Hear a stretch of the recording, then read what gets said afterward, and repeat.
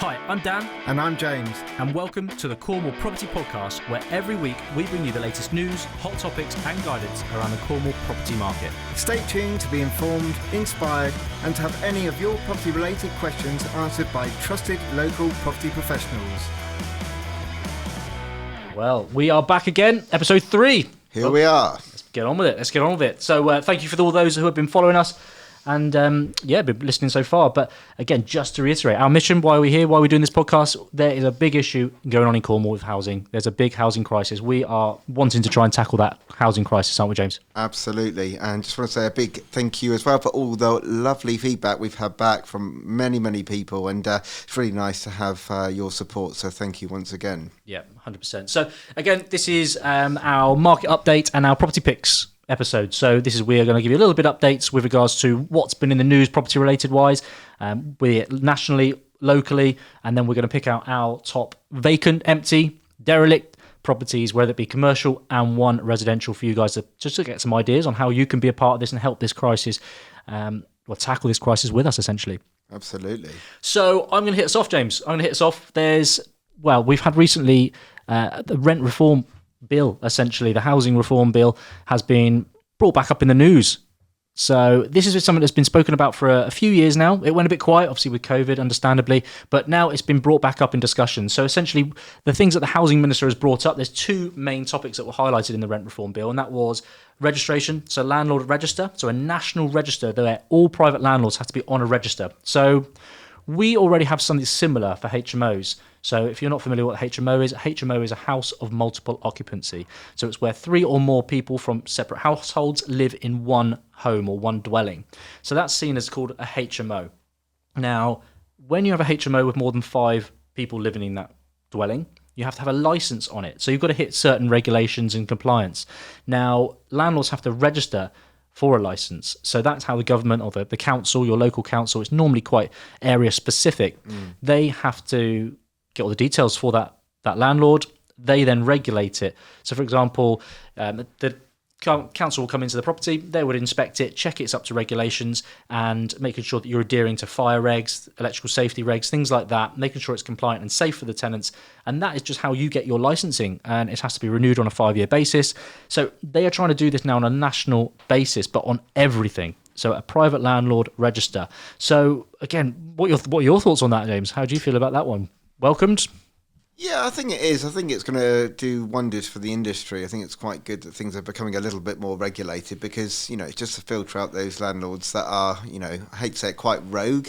At the end of the day, it is the service industry. We are providing homes for people to live in. And I think the landlords have a duty of care to look after these people. So I think a register will put some form of, that landlords are doing things correctly, which is important. Yeah, I think on the contrary, you could argue that, the problem is all the good landlords were the ones that sign up. For sure. It's all the problem or the rogue, as you said, landlords that are going to keep getting under the radar. They're the ones that really these sort of things are being aimed at, trying to bring these properties back up to standards. But I suppose it then comes back down to the onus on the tenants to speak out a little bit more as well. But the aim is to get properties to a good enough standard, safe, mainly standard, to be rented to the private market. I think overall it's a good thing, personally. Yeah, agreed. And then the other section that was mentioned by the housing minister in this reform bill was the idea of a lifetime deposit scheme.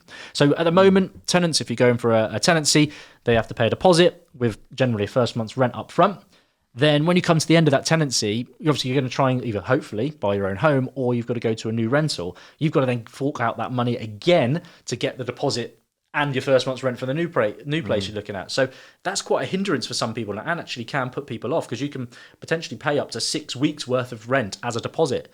So the aim is then that what they're trying to look at here is the idea that you've got a lifetime deposit scheme. So you haven't got to re-save that deposit for a new tenancy. You could then potentially transfer it across. So again, there's going to be a lot of things that need to be ironed out. I can see already, you can already see some issues there potentially, James.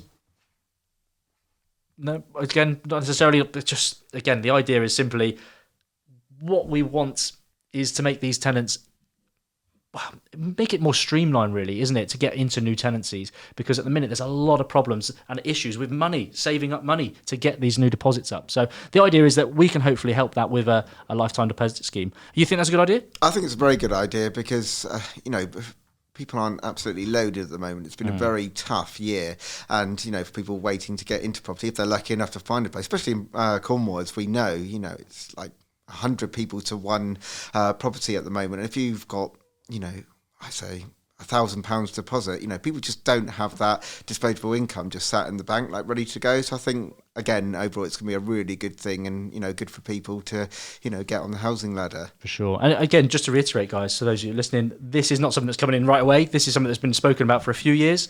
Now they've just bringing it back up. Doesn't mean it's going to be coming in. All they're saying is that these are the things they're going to discuss next year. So in 2022, these are the topics that they want to discuss as part of the Housing Minister's reform bill. So again, those are little things that I wanted to bring your attention to. But now James, as our finance guru, he's a man who knows his numbers. So James, the topic that caught your eye. Yeah, it's, firstly, as always, you should always seek professional advice when sorting out finance for properties. But everybody knows it's been an extremely difficult past year for getting finance from lenders. Once upon a time, it was very, very easy with the criteria that you needed. But now there's some really good rates out there, but there's so much ticks in boxes that, investors, people trying to get on the housing ladder have to go through in order to do that. So if we go back to the investor side of things, there's been a really good panel of lenders that have come back for buying properties through limited companies at the moment. So, historically, a lot of people were buying properties in their personal name, but now people are doing it in limited company for better tax relief on the interest of the mortgage. But especially in the last week to 2 weeks, we've seen over 19 new lenders come to the market for buying in limited companies. And of course, some very, very attractive rates at the moment. For example, you've got 1.99% for 5-year fixed. That's with the mortgage works, and also a 2.65% available. That's with precise mortgages. That's on a 2-year fix as well. But if you had looked at this 6 months ago, there were very, very limited lenders out there, and the rates were astronomical, and deposits were a lot higher as well. So talking of deposits and loan to value, there's also been a huge number of 80% loan to value mortgage products out there, which, as we all know, with investors, if you're looking to get as much money out the deal later on, and you don't want to sort of go to 75% loan to value, there's now a good 35 lenders that will do 80% loan to value. Rates are a bit higher, but if you want to get that capital back out to then go again for another investment, it's really good. But what's your general thoughts on that, Dan? I think it's a really good sign, because it shows that there's a lot of appetite for lending still. And for those that are a bit wary of the property market, or is there going to be another drop? Well, this shows you that people are lending, and again, the willingness to lend up to 80% is quite a good sign that they've got a lot of confidence. The lenders have got a lot of confidence in the market at the minute. So I think it's a really good sign. Yeah, definitely. No, it's good. And it will get the housing market moving again, I think, Yeah. especially on the investor side. So For sure, definitely so. So then that moves us on, guys. So we've had the news updates, and the second part of the show is generally us just identifying a couple of properties that are on the market currently that are, again, going to help potentially tackle this housing crisis. So I've got one property that I'm going to swing to now. So hopefully you're going to see this on the screen. So we have got basically this is a commercial. So I'll look at the commercial properties, and this is actually just outside of Truro, and it is actually on Old Falmouth Road.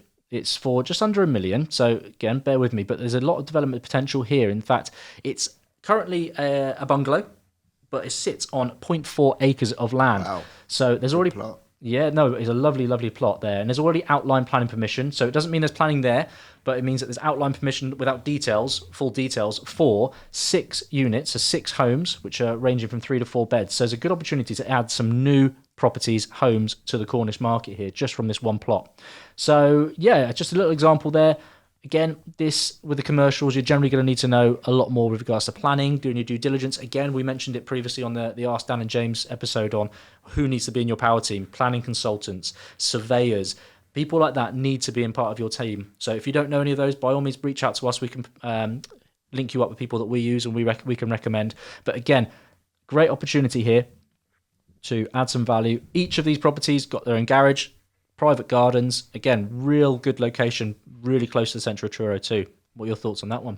Yeah, I think it's got a big scope for development there. It's not going to be a cheap one, that's for sure. You're going to need some money behind you to do it, but I think the end gross development value could be very, very attractive, and you could get some really good margins on that for sure. And of course, it is addressing the Cornwall housing crisis, where you can create some more homes for people to live in. And as we know with this podcast, that's what it's all about. So For sure. very attractive. So yeah, essentially, we're taking one home, creating 6. Exactly. Great Good. opportunity there. So James, that brings us over to you. Obviously, you're going to look at the residential property. Yeah, that's it. Slightly cheeky on this one because there is a bit of commercial, but it is mainly a house on this one. But I spotted this end terrace property that came on the market a couple of days ago. It has got a very nice, attractive guide price of 120,000, which seems very cheap, but that's because it's an auction property going at the end of the month. So generally with auction properties, they do put a nice juicy worm on the hook for people to, get some momentum with interest. But it's an 8-bed property which was formerly used as a house of multiple occupancy, a HMO, and it's also got a shop there as well. But just as a general overcast on this, I would say that you could change the shop subject to planning to move that into residential as well. So you could maybe get a separate dwelling on that as well.